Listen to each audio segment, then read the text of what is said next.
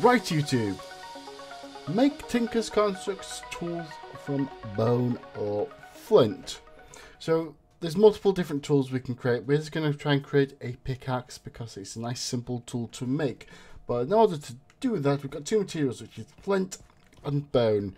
It doesn't matter which one. You get bone from loot bags, you get flint from sifting. So they're both very easy to get at this stage in the game. Now, in order to actually make the tools themselves, we need these stations. You've got a stencil station, a part builder, and a tool station. Ignore the diamond chest, ignore the cobblestone for the sake of this tutorial.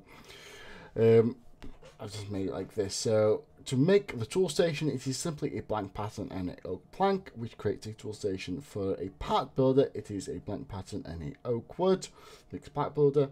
For a blank pattern and a crafting table, this creates the tool station, which we can see right here.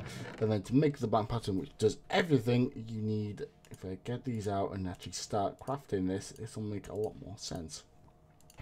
So if I put these into any crafting table, it can be a normal or it can be a Tinker's crafting table. If you put them there, you get 4 blank patterns. Now what we do with these patterns is we place them in the stencil table one at a time, or you can place them all there.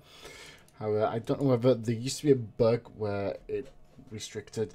But anyway, for an axe, so if we look here, these are the basic tools we can create. We're going to create the first tool, which requires a pickaxe head, a binding, and a tool rod, which can actually be just a stick, so we don't really need to do too much about that.